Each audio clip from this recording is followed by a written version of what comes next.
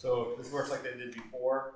You'll be given 5 minutes to introduce yourself, who you are and whatnot. Then we'll take questions out of here, and it'll be, each person will have 2 minutes to speak on whatever the question is. I haven't seen any of them yet, so I don't know what they are. And then 30 seconds. I'll wave. He'll wave and let you know you have 30 seconds left. And then at the end, we'll move on to the next question. There won't be any rebuttals. No back and forth answer. But hopefully this will go well. So, you guys want to do rock, paper, scissors? You go first. You want to? Short 5 minutes. Talk about yourself. Okay. My name's Tim Parker. I live here in Unity, and I serve as a selectman on the local board here. Spent a little bit over 10, well, a little bit less than 10 years at the county sheriff's office, and I represent the town of Unity on the county budget committee. Getting a little louder, so it'll be hard to hear and No. back here. Thanks, Gene, but no. I think that you're going to be really impressed with my opponent. She's a very highly qualified candidate, and she's definitely the better candidate of the two. Go ahead. Well, thank you for those kind words. Louder. Okay, I said thank you. I appreciate those kind words. I'm Elise Brown from Liberty, and I too am running for District 3. And yeah, I guess it's kind of hard to know where to go from saying that, so I'm just gathering my thoughts. I can tell you why I want to run. I can tell you why I feel I'm ready to run, ready for the role, and how I'm qualified for the role. So I want to run first and foremost because I love the people of Waldo County. Over the years, I've interacted with a lot of us, you, and just have such a deep appreciation for how we live here and how we work together, and just the culture and spirit that I see every day. And I want to run because I see opportunities at the county level to help make our lives go better. And I feel ready for the role because a lot of what I've been doing as a volunteer over the years, 30 years as a first responder, doing firework, ambulance response, emergency management planning, has really helped me see so much of what everyday life is for all kinds of people across every socioeconomic strata across our county. And so that's given me a deep appreciation for the people, our struggles, our will to thrive and survive, and what some of the issues and opportunities are. I can also say that through that interaction, I've worked a lot with county agencies and really have a sense of how we all work together as interdependent agencies, especially when it comes to our public safety system, where the county and the towns really need each other to deliver the quality and care that we all need and expect when 911 is called. So that's a lot of how I got interested in the role and how I feel ready and qualified is I'm 61 years old. I've lived a lot of life, a lot of personal struggles, a lot of professional struggles that have taught me a lot. And sometimes you learn the most from the hardest things you go through. And it's given me the chance to develop some leadership skills that I think could be helpful as the county sorts through some things. And a lot of it comes down to how can we work better together, how can we collaborate together between the counties and the towns to help deliver really high quality services at a price we can afford. I mean, as we all know, property taxes are enormously burdensome. They already were, and now a lot of people went through revals this past year, plus the school district. I mean, I'm sure Tim's seen it in the town, but also he's dealing with the budget, being on the budget committee in the county level. You know, it's really a source of stress for families. So I feel very committed to try to thread that needle, and it's not easy, between the quality services and a price we can afford. I co-own and operate a business. I've had a lot of opportunity to work on solving problems, managing money, and for a for-profit business, if you don't figure out how to make money, you go out of business. So you got to get good at managing money. So those are some of the reasons why I'm running and why I feel ready and qualified. So that's it. Okay. So now we'll start with the questions. Jeff, you want to use? I went first. Okay, Alternate. You want to go to the question first? Okay. Well, some of this you may have already answered. Well, actually, I'm going to skip that one. You already asked the question. You already answered them. All right. How would people describe your leadership, communication, problem-solving style, and skills in your current role in your community? The first word that comes to mind is collaborative. I feel very committed that people deserve to have a voice. And so I think people would describe me as trying to bring that at town meetings. I think there have been plenty of opportunities where I've tried to, listen for some of the concerns that are getting voiced, and maybe it's getting kind of tangled. And people have come up to me afterwards and said, you did a good job of trying to summarize what the core issue is and try to find that path forward. And I've heard that feedback from people. I've had some letters to that or talk about that in particular, because I think this is where we get bogged down. And it makes me sad when I see neighbors get frustrated with each other just because they feel like they're not being heard.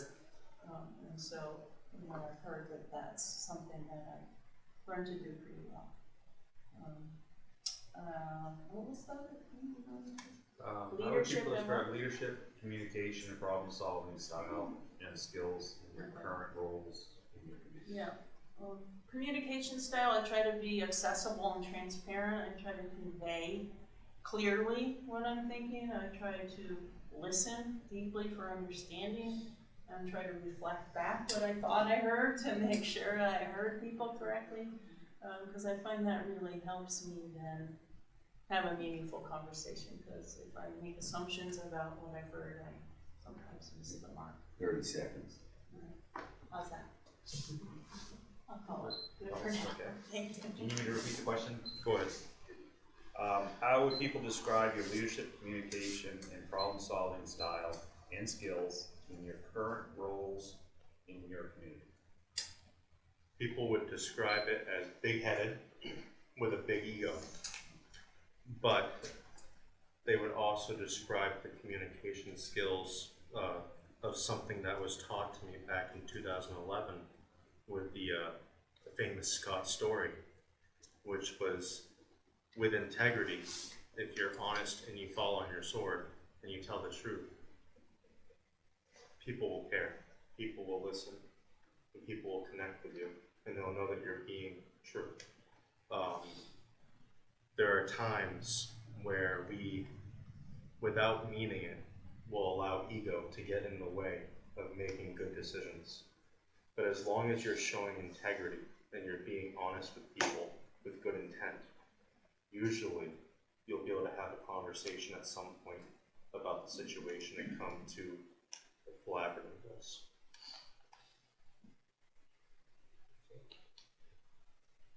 This question will be you then first. Yeah. What have been the key elements of your campaign, and what have you enjoyed the most? What have been the key elements? Well, I have absolutely not enjoyed this campaign at all. In any way, shape, or form. I started off having a lot of optimism with a lot of support, and I realized that I lost myself because I lost the people that mattered the most that was supporting me with this campaign, and that was hard to find joy in that. I also found a lot of friends that reached out and cared to listen to what was going on, and that was very joyful. So, but I would be lying if I said that I've had any kind of real happiness, because when you don't have the support system at home, you lose the purpose, and yeah.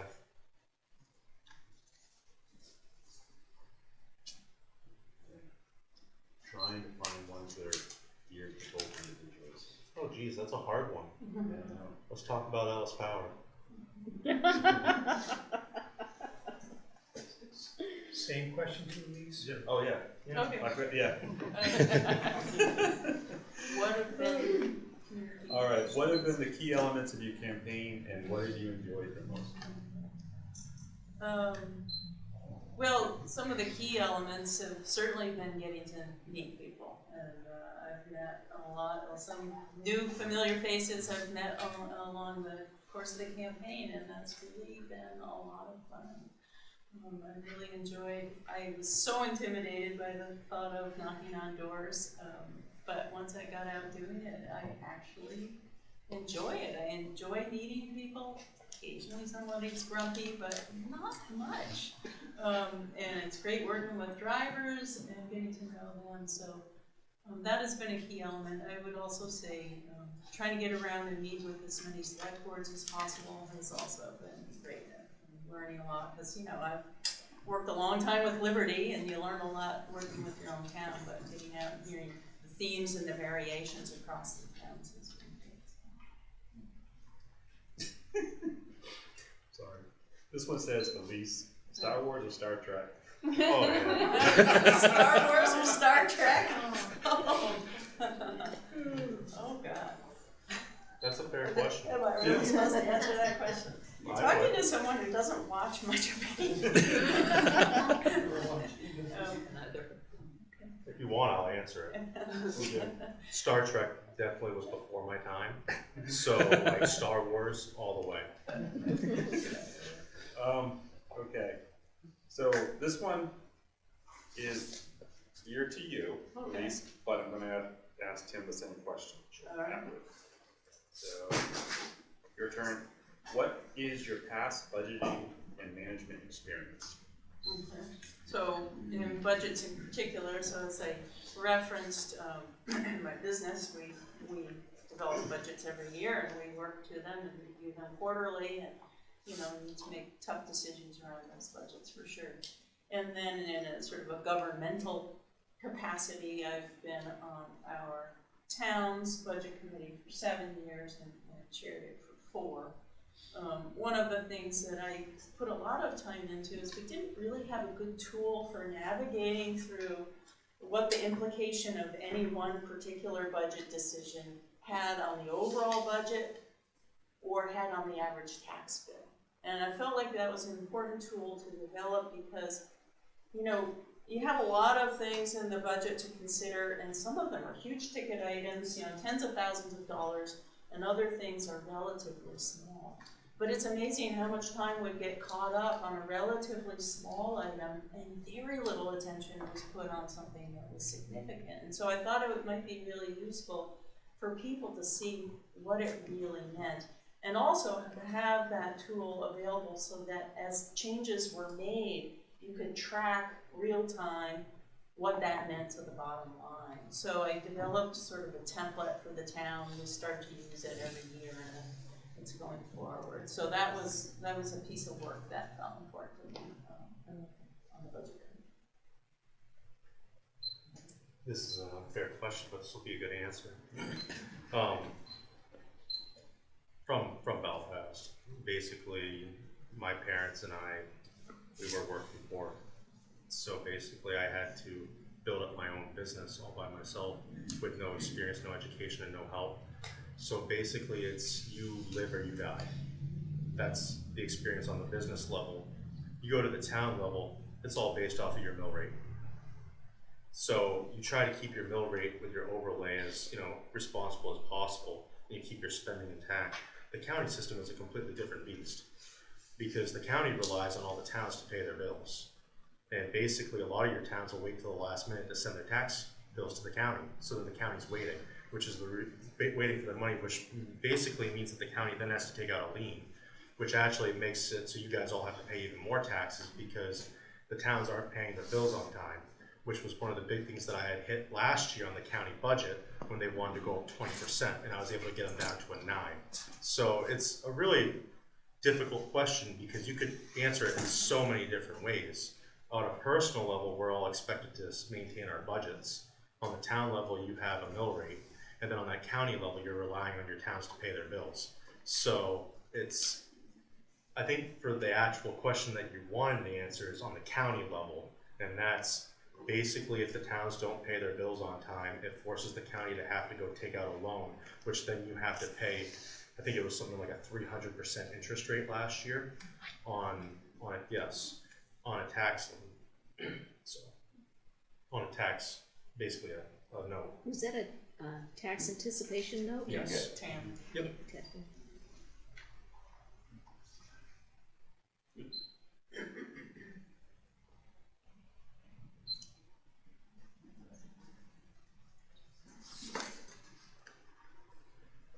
Some of these questions are directly to one individual, not the other, trying to find a way to move them so that they're It's alright, I got thick skin. fixed. Yeah, that was part of that big ego I was telling you about. Oh, okay.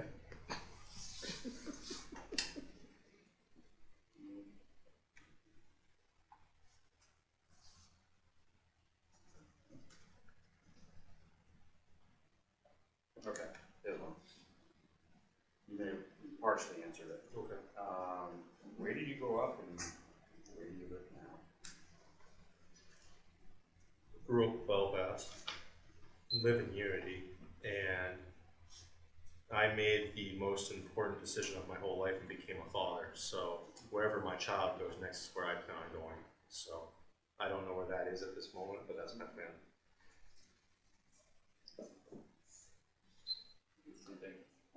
I grew up in New York State and moved to Maine in 1989 and have been here ever since. I moved to the Liberty Montville area in 1989. I was born in 91. Just saying. I'm not trying not to hold against you. Alright. Elise, Yes. does Waldo County Commission have a relationship with FEMA? And if so, how does that work? So the question is, does Waldo County have a relationship with FEMA? So yes, indirectly.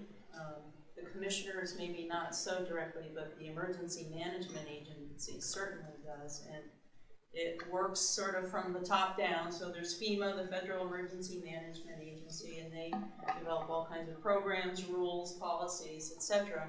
And they send those out to the state. So Maine has the Maine Emergency Management Agency, so it goes from FEMA to MEMA. FEMA receives some of that program guidance and funding, and then that all trickles down to the counties. So then we have WEMA, Waldo Emergency Management Agency. So that's where the county fits in. So Dale Rowley is our County Emergency Management Director. He's excellent. He's probably one of the best in the state. Very proactive, very organized. And he has done a phenomenal job of building and maintaining relationships with the town. So I'm our town's local, it's Lima, local emergency management agency.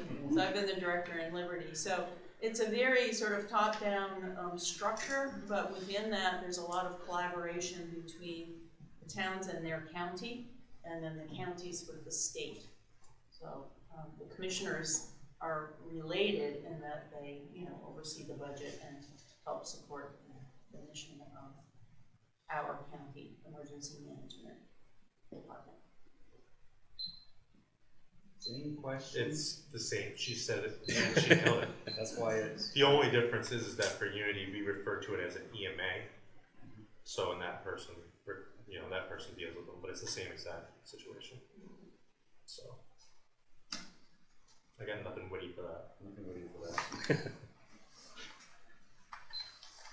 Alright. This may have already been answered, but I'll ask it. Tim, Go ahead.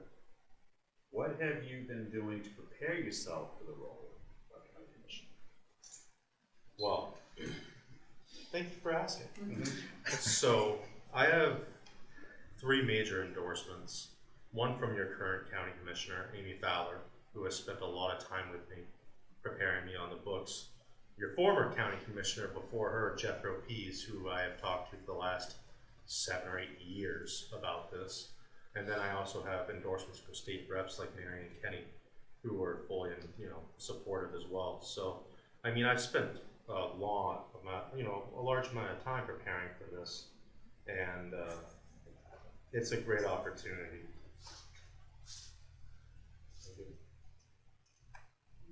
Any question? So I would say the last 30 years has been preparation for the role in terms of developing the knowledge base at the local level and developing relationships and leadership and management skills. To prepare directly for this role, ever since I decided to run, I've been trying to study up as much as I can, but I also work and have been trying to run a campaign. So I've been doing as deep a dive as I can. I've been meeting with select boards. I've been attending as many of the Waldo County Commissioner meetings and now budget committee meetings as I possibly can. I scheduled meetings with all the Waldo County department heads over the last few months, was able to meet with each one of them individually, and then had all kinds of follow-up questions. They invited me and all the other candidates in to meet with them as a group. So I did that, and then I'm contacting the current commissioners, when I have a question, give them a call and talk something through. So those are some of the things I've been doing to get ready.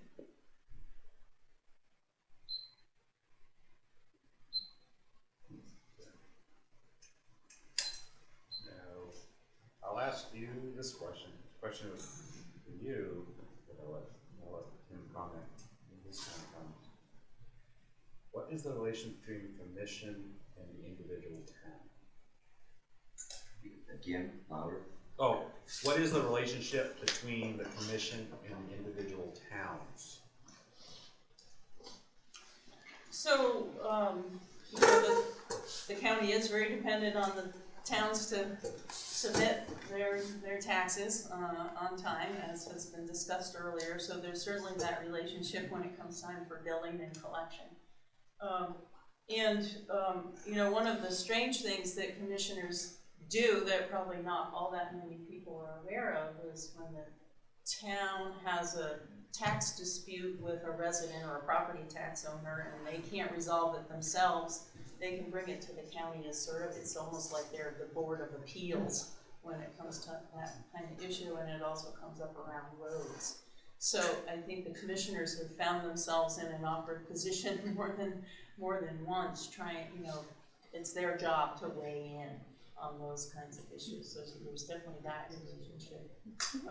One of the things that I found interesting and really big opportunity as I talked and met with select boards is very few of them reported any regular relationship or communication with the commissioners about what's going on at the county level, what the issues are at the town level, and how might we better collaborate. So when it comes to that relationship, I think there are a lot of opportunities, and that's something I would definitely want to build on and improve dramatically. Oh, yeah. So actually, the county commissioner role is actually a very imperative role for all the towns, because the 12 towns in our district are the first line of defense for the actual citizen. You actually have your county commissioner role they actually have a specific role that is responsible for filling their budget committee chairs. And Amy Fowler reached out to me specifically if I would start asking the local towns when I was going around if we could try to fill that up. For the first time in, I think it was like 8 years or something like that, District 3 actually has a full set of chairs filled for their budget committee. And that was mainly because at each one of the towns that I was going to, we were able to get people to actually sign on and come represent their district. And that's one of the biggest responsibilities as a county commissioner, is to get engagement from their towns on that county process and to make sure that you are basically providing the best service. Because you look at a town like Unity, we rely on a heavy law enforcement presence when we have Tommy ground. You know, we for a long time would rely on the sheriff's department for Unity Raceway. And you could look at a different town like Searsmont. When we were doing the Waldo County woodshed stuff back in 15 and 16, I was always taking guys down there to split wood so that we could donate it to people that needed it. There's all kinds of different needs that the county, you know, especially in these districts. One big thing that in our audience Jeff and Jason could speak to is the garden project. I mean, the overwhelming need of people actually needing food is a huge thing in Waldo County, and that garden project served everybody. And it's imperative that your county commissioners be involved in their districts, because each one of those districts have different needs, and that's why they're supposed to be there representing them. All right. Tim, Yes. question to you, if you have anything to add afterwards, you can certainly do so. Does Waldo County Commission have anything to do with the transmission line between Aroostook and Mass? Well, it's interesting that we get this question, because I did an interview last week where basically the person wanted me to comment on wind and solar power along the coast too, and I had to explain to them that that's not in my district.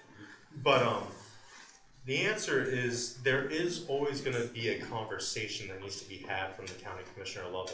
If you look at all of the towns though that were affected by the LS power transmission, we all basically got together and we started doing ordinances and working together, because we knew on that local level with more people involved, the stronger we would be.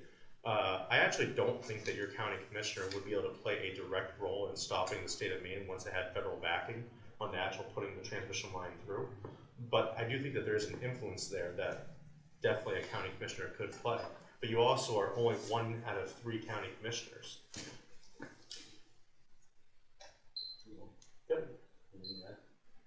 Well, yeah, I think similar to what Tim referenced, I think the county commissioners can absolutely play a role in helping the towns coordinate and do that sort of collaborative planning rather than them needing to do it on an individual basis. And it's true that county commissioners don't have any direct role, but to the extent that the commission can help facilitate town communication and collaboration, I think is what I would advocate for.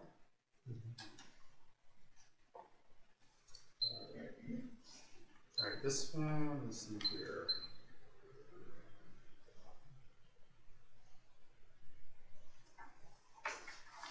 Now, you may have already answered this. In what ways have you demonstrated clarity and transparency? Could you speak loudly? Yep. In what ways have you demonstrated clarity and transparency with District 3 voters regarding your intentions in your campaign, and how have you demonstrated your commitment to the commissioner role should you be elected? That's a better question, but I think it feels important to me. Well, I'm going to back up. So one of the things about running for Waldo County Commissioner is very few people know what it is. They don't necessarily know what the role is. They don't really know a whole lot about county government. So, you know, it becomes an interesting problem, because you're wanting to explain what you would do as commissioner, but you have to start by explaining what a commissioner is and does. So I've tried hard to help, you know, make that more visible, as well as talk about what my approach would be. So I wasn't initially going to do a website, but then I noticed there were so many questions about it that it felt important to me to try to build one so that that information was available. I've tried to make posts on my campaign Facebook page about what I've been up to and what my feelings and approach would be. I had reporters call and ask, you know, fill out all these surveys. It'd take quite a while, but I felt a responsibility to the voter that they would know what they were getting if they decide to vote for me. So I guess that's been my commitment to the voter.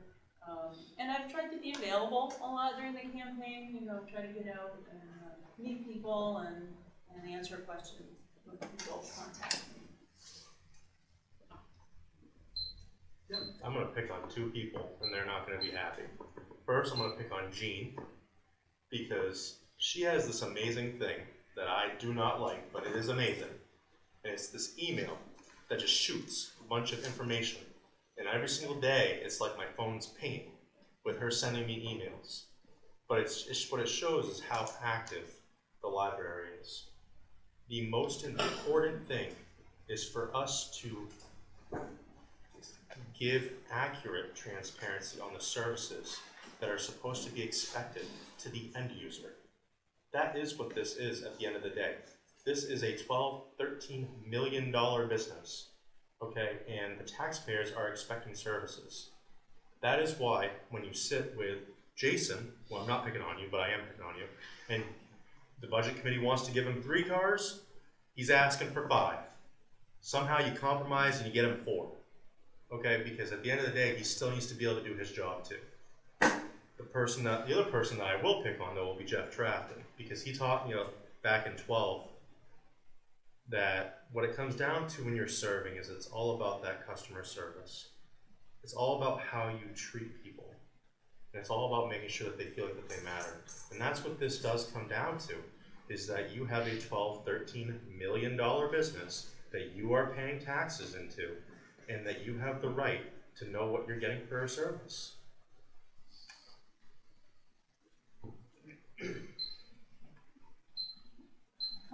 All right, here's another question here. Voters appreciate accessibility to their leaders. How have you made yourself available to the voters to learn about your qualifications and ideas, or contact you with questions? Well, I will definitely say this, my voters have no problem reaching out to me.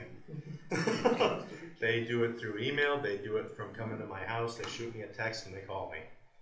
And sometimes they do it very strongly. And they know that they can, and they know that it goes back to that integrity word. I may not always be the nicest when I respond at 3 in the morning, or when my business ends up on a website that it shouldn't. But I'll always be honest, and I'll always be transparent and have integrity with my intent. Same question. Can you repeat that? Okay. Voters appreciate accessibility to their leaders. How have you made yourself available to voters to learn about your qualifications and ideas, or contact you for questions? Well, I think I alluded to some of that in my previous comment. I have tried to publicize as much as I can through, Facebook only goes so far. Whomever is on Facebook can see those posts if they're following local affairs, and I've tried to get out and meet people.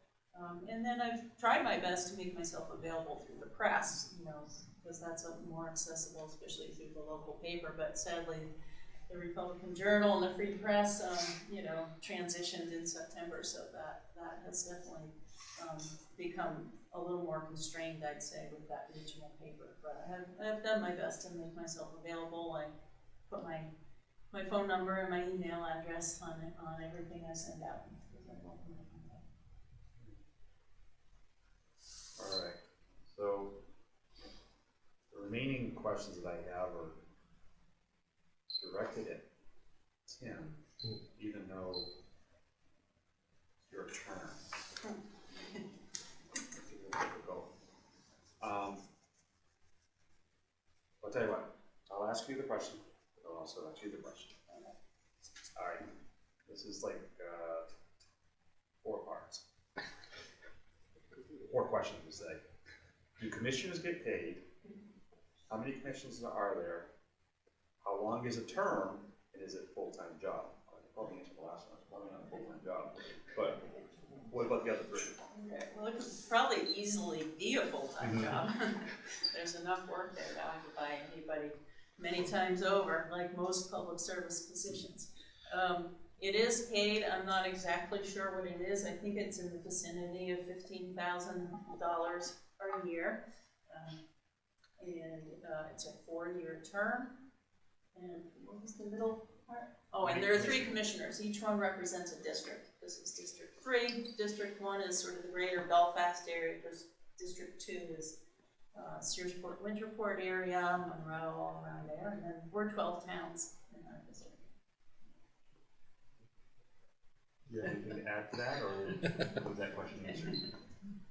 I think that honestly, the last part of your question is it a full-time job? I think that, to be honest with you, if you ever served in public service, they don't tell you this, but when you do a selectman role or any kind of elected official role, you don't realize going into it just how full-time on the job it is. And the wage that they attach to it will never be able to actually pay for what you give up. And I would highly suggest that people not focus on that pay part of it, because the amount of hours that these elected officials give can never truly be compensated for, especially for what they lose.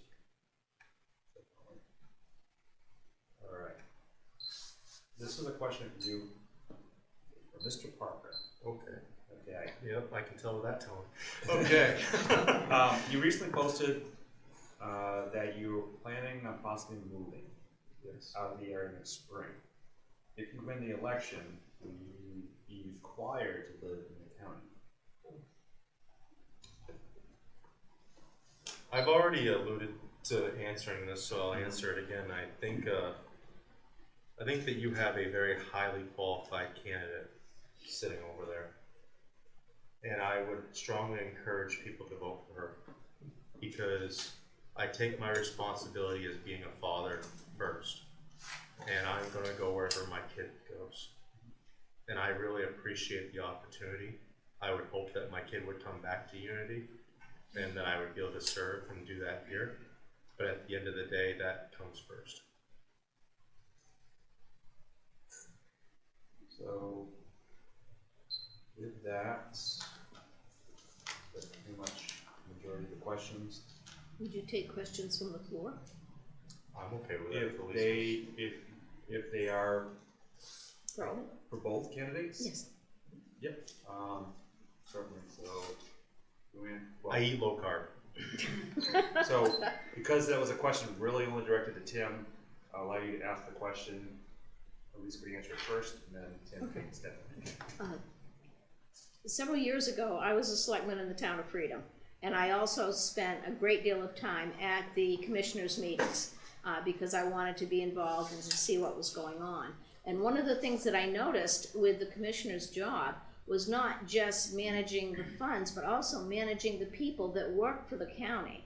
And my question is, what are your management skills and pluses and minuses on managing the people that work with you? Because I saw a lot of people in the 3 years that I was on the board that would come and go, and some of the commissioners didn't seem to care that that was an issue. They were not cognizant of what the help needed.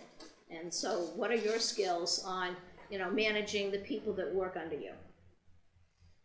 Thanks for the question. That is hugely important because your services are only as good as your people. Yeah. And it is immensely important that the employees are thought of well and that the HR department is managed responsibly, because especially with constrained budgets, you don't have a lot of extra money to throw around to fix issues. You really have to have a very sharp mind for human resources to make sure that you attract the right people, that they're well qualified, and that you're able to retain them. And through my years in business I have been in the HR seat, overseeing our HR department, and we have about 40 employees. And so I've learned a lot over those last 17 years. And I think a lot of it, comes down to the relationship building and really having an HR department where it's clear from the outset that you intend to treat them well, that, employees are people with families and needs, and that if you create that culture where people are appreciated and that they're well paid, then they will stay around if there's a good work environment and the benefits and the wages are appropriate for the role. you know, especially during COVID when wages were tight and law enforcement in particular really had difficulty attracting and retaining candidates. I think the commissioners had to become, I'm not sure of the history, so I don't want to cast any judgment whatsoever, but most people had to realize that they better take a hard look at the wages paid, because one of the things that happens with a revolving door is if you're not really paying people enough to attract and retain people, they're gonna go right out the door. So that was a long-winded answer. Thank you. It would be a big focus. What was your name? I'm sorry. Elaine. Hi. To answer your question, it's a $12, $13 million business. Unfortunately, it's a business that's ran off of tax money. It's not a for-profit. If you were in a for-profit, you would be doing services that would make you money. Unfortunately, you have to go the other way with this situation. I had an amazing employee for me when I was at the jail. He was the best corrections officer that we've ever had. I don't care what anybody says, it's the truth. And when I walked in, I knew that if somebody was gonna hang or if somebody was gonna attempt suicide, he had my back and I had his. And no matter what, that person was gonna live. I never had anybody die on my shift. I did have one person who did not make it after my shift was over. And I held on to that for years. The most important thing that you can do is to sit with your people and let them know that they're not alone.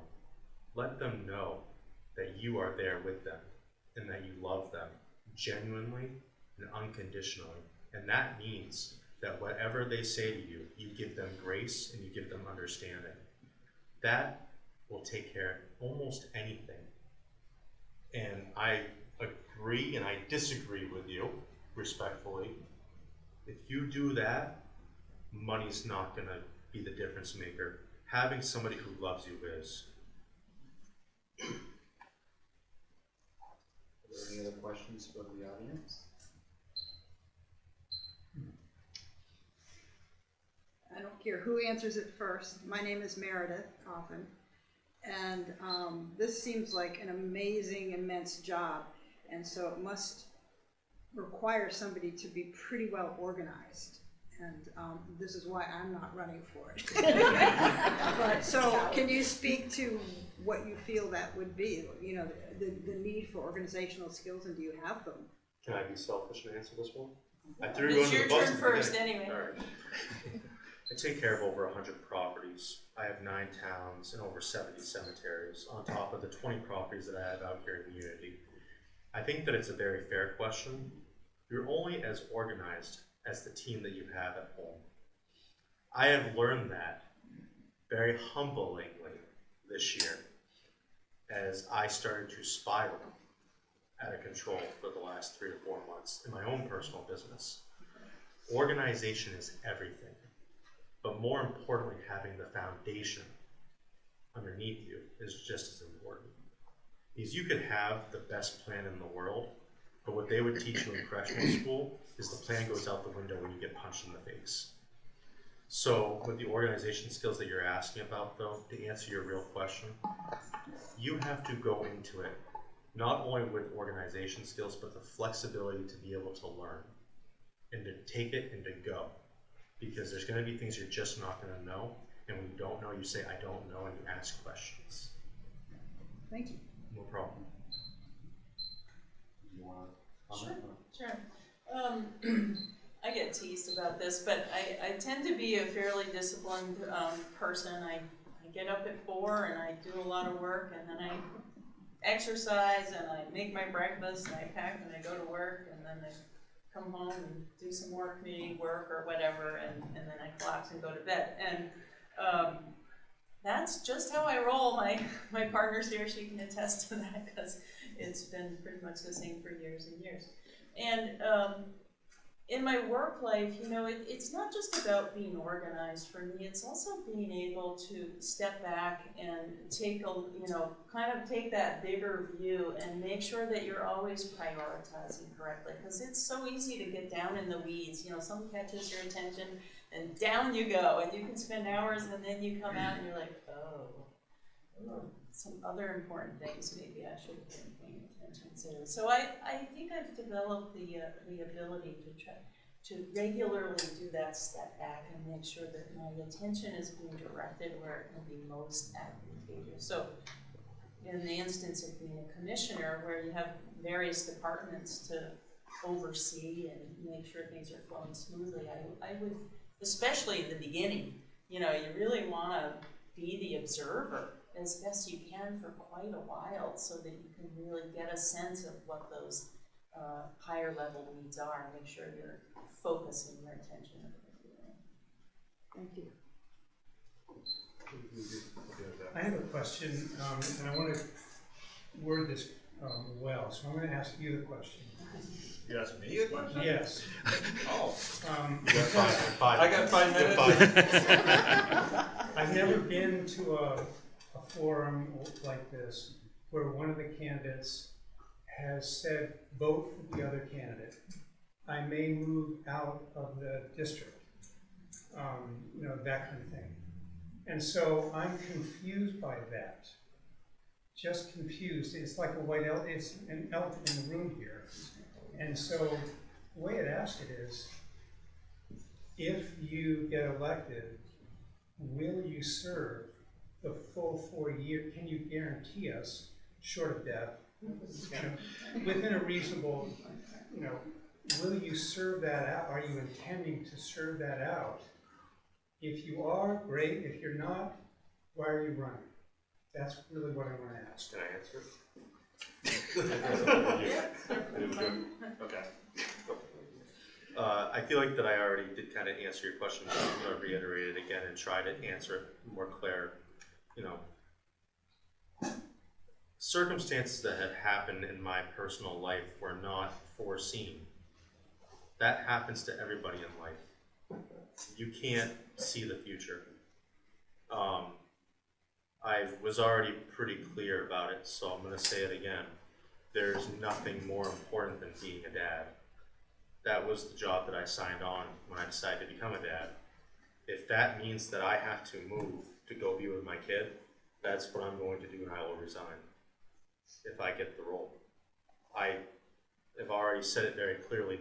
That is the best candidate, and I am telling people that she is very overly qualified and that you should listen to what she has to say.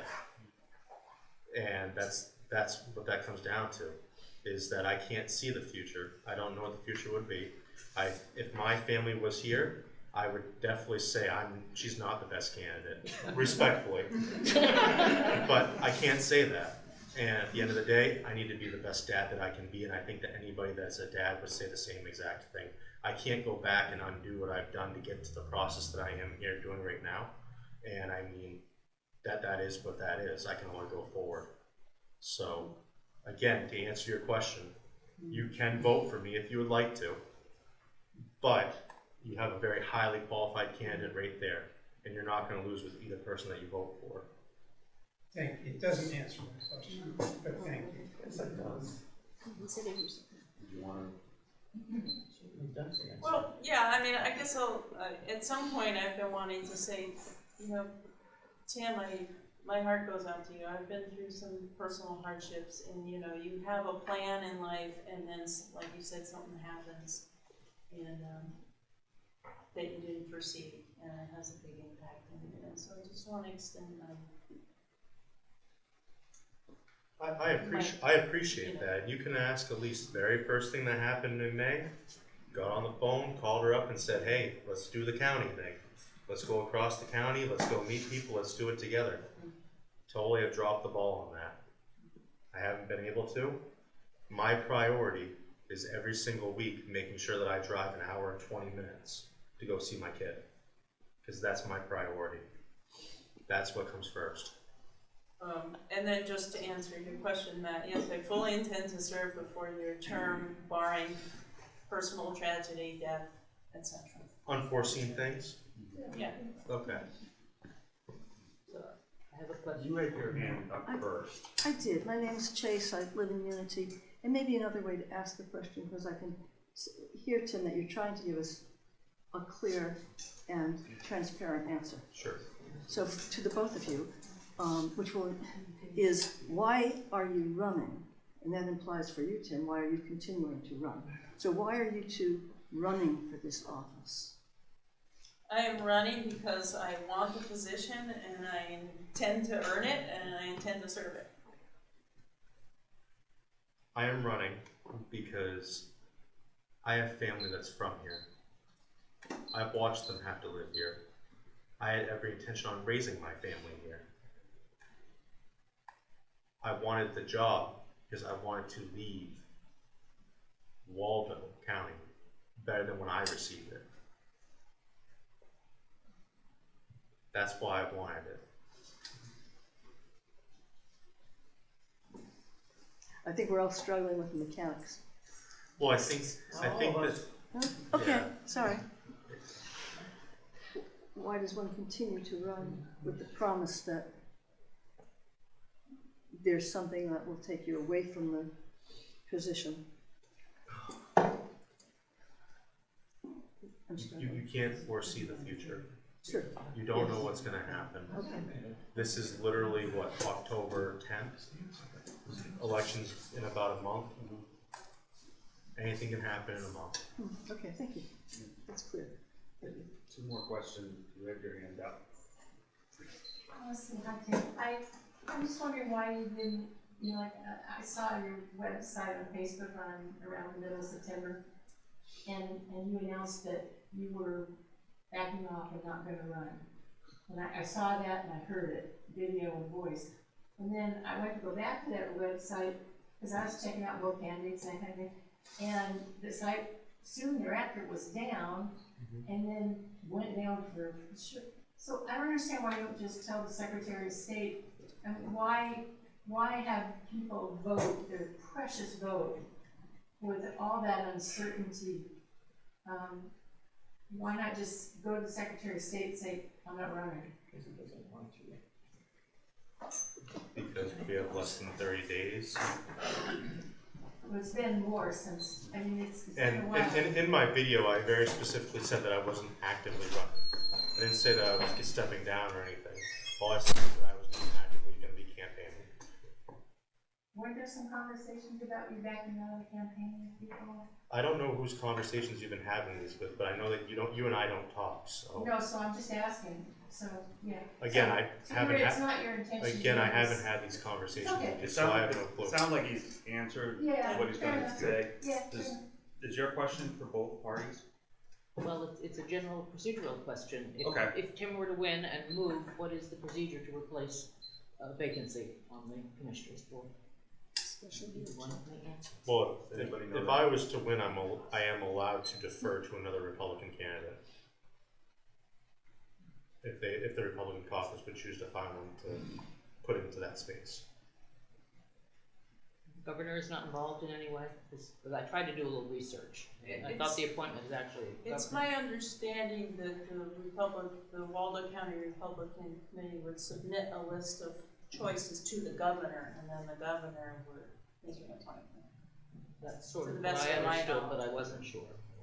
Research was- In the interest of time, Yeah. at this point, give final comments from you, Elise, first, or second, and then No, well, I just want to thank you all. I want to thank Gene Work for putting this together and making it available. I want to thank you all for coming. Thanks to the timekeeper and the moderator, and especially thanks to Tim. I know we talked about doing many of these, so I'm glad we got a chance to do it as well. And I hope to serve you all as best I can in the role of Waldo County Commissioner. Thank you. Tim. Yeah, I also am very grateful for everybody that's come out. There's a lot of uncertainty that has been brought up, but keep in mind, all 900 of those personal dollars came out of my own personal pocket, and that's money that I won't get back either. So, I mean, I also made the biggest investment in myself in this campaign, for myself, for my family, and, you know, I don't take the decision very lightly, and I appreciate Elise and everybody else coming out and all of your very warm felt words, and good luck. Thank you. Thank you.